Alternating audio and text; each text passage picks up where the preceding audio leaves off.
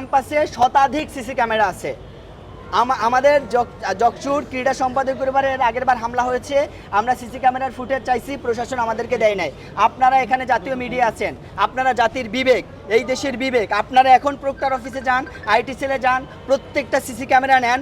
কোথাও যদি দেখাতে পারেন যে আমরা উস্কানিমূলক কারো উপরে হামলা করেছি অথবা অশোভন কিংবা ক্যাম্পাসের শান্তি শৃঙ্খলা মানে লঙ্ঘনা এমন কিছু করেছি, তার দায়ভার আমরা গ্রহণ করব। এখন পর্যন্ত আমরা এটা শিওর না, যেহেতু আমি নিজে আহত, তবে 50 অধিক শিক্ষার্থী আহত, তার ভিতরে 15 থেকে 20 জন আছে যারা গুরুতর আহত। কয়েকজনকে ঢাকা মেডিকেলে পাঠানো হয়েছে, কয়েকজনকে কাকরাইলে পাঠানো হয়েছে। আইনজীবী আহত, তিনি কিভাবে এখানে সংযুক্ত হয়েছেন? আইনজীবী আহত হওয়ার বিষয়টা আমরা জানতাম না, যখন তিনি মেডিকেলে আসেন তখন জানতে পারি। পরবর্তীতে আমরা কথা বলে জানতে পারি তিনি নাকি, তাকে আমরা আসলে পার্সোনালি চিনি না এখনো, তিনি নাকি তার কোন কাজে তিনি ক্যাম্পাসে গিয়েছেন এবং তাকে এখানে ছাত্রদল হামলা করেছে। তারপরের ঘটনা হচ্ছে আমাদের যখন শিক্ষার্থীরা এখানে চিকিৎসা নিচ্ছে, কবি নজরুল এবং সোহরাওয়ার্দী কলেজের যে ছাত্রদলের গুন্ডারা, তারা জগন্নাথ বিশ্ববিদ্যালয়ের একটা গ্রুপের সাথে যুক্ত হয়ে আপনাদের সামনে আপনারা দেখেছেন এখানে হাসপাতালের ভিতরে এসে হামলা করে। আমি নিজেও আহত হয়েছি, ইমার্জেন্সির ভিতরে আহত করছে, আমার গায়ে প্রায় 3টা ইট লাগছে, কথা বলতে কষ্ট হচ্ছে। তারা এখান থেকে ইট পাটকেল ছুঁড়ে এবং শিক্ষার্থীদেরকে আহত করে। এই ঘটনায় আপনারা কোনো কর্মসূচি রাখবেন? এই ঘটনায় আমাদের শিক্ষার্থীরা যেহেতু অসুস্থ, আমরা তাদেরকে ট্রিটমেন্ট দিচ্ছি, তবে প্রাথমিক চিকিৎসা এবং যাদের বেশি ট্রিটমেন্ট দরকার আমরা বড় হাসপাতালে ঢাকা মেডিকেলে পাঠাচ্ছি। আমরা অতি দ্রুত শিক্ষার্থীদের ট্রিটমেন্টটা একটু শেষ হলে আমরা চিন্তা ভাবনা করে অবশ্যই এর কর্মসূচি আপনাদেরকে আমরা জানিয়ে দেবো ইনশাআল্লাহ। এই দাবিটা নিয়ে যখন শিক্ষার্থীরা যায়, আরেকটা দাবি ছিল হচ্ছে দ্বিতীয় ক্যাম্পাসের যে দ্বিতীয় ধাপের কাজ, এটা যাতে সেনাবাহিনীর মাধ্যমে বাস্তবায়ন করা হয়। এবং তৃতীয় দাবি, আমাদের 17,000 শিক্ষার্থীর জন্য মাত্র একজন ডাক্তার। আপনি বিশ্বাস করবেন এই যুগে এটা আসলে চলে না, একজন ডাক্তার, কোনো ল্যাব টেকনিশিয়ান নেই আমাদের বিশ্ববিদ্যালয়ে, একজনও নেই। আমাদের দাবি ছিল একজন ল্যাব টেকনিশিয়ান নিয়োগ দিতে হবে এবং মেডিকেল সেন্টারে একজন ডাক্তার নিয়োগ দিতে হবে। এই 3টা দাবিতে যখন আমরা বিভিন্ন সময় যাই, তখন বিশ্ববিদ্যালয় প্রশাসন আমাদেরকে সবসময় বলে যে ইউজিসি আমাদেরকে অনুমোদন দিচ্ছে না, যার কারণে আমরা এটা করতে পারছি না। সুতরাং শিক্ষার্থীরা বাধ্য হয়ে এই বিষয়গুলো ইউজিসির চেয়ারম্যান মহোদয় যেহেতু এসেছেন, তাকে জানানোর জন্য তারা শুধুমাত্র এখানে যেতে চাইছেন। কিন্তু তারা যখন ঢুকতে না পারছে, আমি বাইরে এসে দেখলাম যে তাদেরকে ঢুকতে দিচ্ছে না। পরবর্তীতে আমি বললাম, প্রক্টরদেরকে অনুরোধ করলাম যে স্যার, আমি তো শিক্ষার্থীদের প্রতিনিধি, এদের 2-3 জন যেতে যাচ্ছে, আমি নিয়ে যাই, কোনো হইহুল্লো হবে না, কোনো সমস্যা হবে না। তারা শুধু তাদের এটা দেখাবে, ইউজিসির চেয়ারম্যান মহোদয়কে জানাবে যে আমরা এই সমস্যার মধ্যে আছি, তারা বেরিয়ে আসবে। কিন্তু তখন প্রক্টর মহোদয়ের যে তার সাথে সহকারী প্রক্টররা ছিল, তারা আমাদেরকে ধাক্কাধাক্কি করে। ইতোমধ্যে ছাত্রদলের যে আহ্বায়ক মেহেদী হাসান হিমেল, তার নেতৃত্বে একটা বড় গুন্ডা বাহিনী এখানে আসে, এসে তারা আমাদের উপরে ওখানে ধাক্কাধাক্কি করে আমাদের বোনদেরকে ধাক্কা মেরে ফেলে দেয় এবং আমাদের যে পোস্টারগুলো ছিল এগুলো তারা ছিঁড়ে ফেলে। পরবর্তীতে আমাদের শিক্ষার্থীরা যখন কোনোভাবে ঢুকতে পারছে না ভিতরে, তারা আমাকেও ঢুকতে দেয়নি। পরবর্তীতে আমরা একদম ভবনের সামনে এসে একটা জায়গায় বসে আমরা আমাদের দাবিগুলো নিয়ে আমরা অবস্থান কর্মসূচি করি। শিক্ষার্থীদের উদ্দেশ্য ছিল ইউজিসির চেয়ারম্যান মহোদয় যখন বের হয়ে যাবেন, তখন তিনি দেখবেন যে শিক্ষার্থীরা এই দাবিগুলো নিয়ে আছে, তারা এই সমস্যার ভিতরে আছে, এটা শুধুমাত্র তাকে দেখানোর জন্য শিক্ষার্থীদের এই অবস্থানটা ছিল।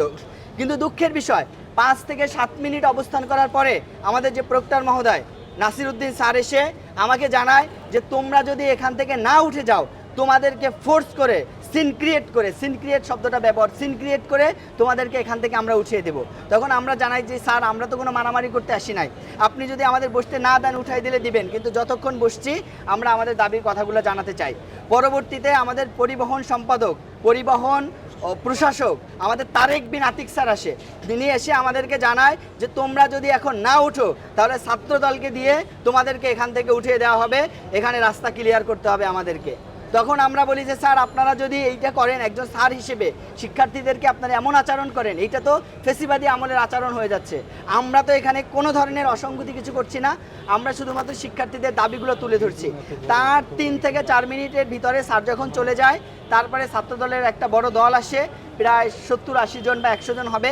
তারা এসে আমাদের, তারা মেহেদী হাসান হিমেলের নেতৃত্বে তারা এসে রুমি, সুমন সর্দার, মেহেদী হাসান হিমেল এবং সবথেকে বেশি অ্যাগ্রেসিভ ভূমিকা পালন করছে জাফর আমাদের শিক্ষার্থীদেরকে, নারী শিক্ষার্থীদের হেনস্থা করছে। তারা আমরা বসে অবস্থান করছিলাম, আমাদের গায়ের উপর থেকে হেঁটে তারা এখান থেকে চলে যায় এবং আমাদেরকে ফেলে দেয়। এক পর্যায়ে আমরা যখন এখানে বসতে না পারি উঠে দাঁড়ানোর চেষ্টা করি, তখন আমাদের শিক্ষার্থীদের এলোপাতাড়ি মারা শুরু করে। মারতে মারতে একটা গ্রুপকে তারা হচ্ছে শহীদ মিনারের দিকে নিয়ে যায়। শহীদ মিনারের এখানে আমাদের ফেরদাউস শেখ যে জুলাই বিপ্লবে এখানে গুলিবিদ্ধ হয়েছিল, তার গুলির জায়গায় এমন গুরুতর আঘাত করে সে অজ্ঞান হয়ে যায়। পরবর্তীতে আমরা তাকে নিয়ে আসি, আপনারা হসপিটালে আছে, প্রত্যেকটা কথা আপনারা ফ্যাক্ট চেক করতে পারবেন, সিসি ক্যামেরা চেক করতে পারবেন, আমাদের স্টেটমেন্টের ভিতরে আপনার বিন্দুমাত্র অসঙ্গতি পাবেন না। তাকে গুরুতর আহত করা হয়, এখানে আমরা তাকে বের করে নিয়ে আসার চেষ্টা করি। তাকে যখন দেখছি যে অজ্ঞান হয়ে পড়ে যাচ্ছে, আমি তাকে ধরার চেষ্টা করি। আমি বলি, ভাই আমি তো ছাত্রদের প্রতিনিধি, আমি আপনাদের হামলা করতে আসিনি, ওকে আমি নিয়ে যেতে চাই। তখন হিমেলের নেতৃত্বে কয়েকজন আমাকে ধরে ফেলে এবং পিছন থেকে মুহুর্মুহু আমার মেরুদণ্ডে এবং মাথার এখানে কিল ঘুষি এবং তারা লাথি দিতে থাকে একাঘারে। একটা পর্যায়ে আমি যখন পড়ে যাই, আমার সাথে আমার দুইজন কর্মী ভাই তারা আমাকে বের করে নিয়ে আসার চেষ্টা করে।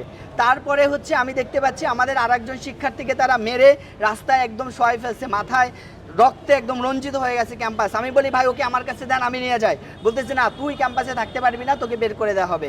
একসময় আমার জামা ছিঁড়ে, আমার জুতা ছিঁড়ে, টেনে হিসড়ে আমাকে কিল ঘুষি দিয়ে ক্যাম্পাস থেকে 60-70 জন নিয়ে আমাকে বের করে দেওয়া হয়। এবং আমাদের যারা মেডিকেল সেন্টারের সামনে আহত হয়েছিল 3-4 জন শিক্ষার্থী, আব্দুল আলিম আরিফ, জকসুর জিএস, মেহেদি হাসান, আবদুল্লাহ ফারুক সহ বেশ কয়েকজন একদম মেডিকেল সেন্টারের সামনে আহত হয়। তখন তারা ইমিডিয়েট চিকিৎসার জন্য তাদেরকে মেডিকেল সেন্টারে নেওয়া হয়। মেডিকেল সেন্টারে নেওয়ার পরে 5 থেকে 7 মিনিট পরে বা একটু সময়ের এদিক ওদিক হতে পারে, তারা মেডিকেল সেন্টারে যায় এবং মেডিকেল সেন্টারে ভাঙচুর করে এবং মেডিকেল সেন্টারে যে বেড ছিল, বেড তুলে তারা আমাদের জকসুর কার্যনির্বাহী সদস্য মেহেদির গায়ে এমন জোরে আঘাত করে, মেহেদি প্রায় সেন্সলেস হয়ে যায়। এবং একটা কাঠ দিয়ে আমার জকসুর সদস্য আবদুল্লাহ ফারুকের পায়ে গুরুতরভাবে আঘাত করেছে, পা হয়তো বা ভেঙে গুরুতরভাবে ইনজুরি হয়েছে। এক্স রের জন্য আসি, এক্স রে রিপোর্ট আসলে আমরা আপনাদেরকে দেখাতে পারবো।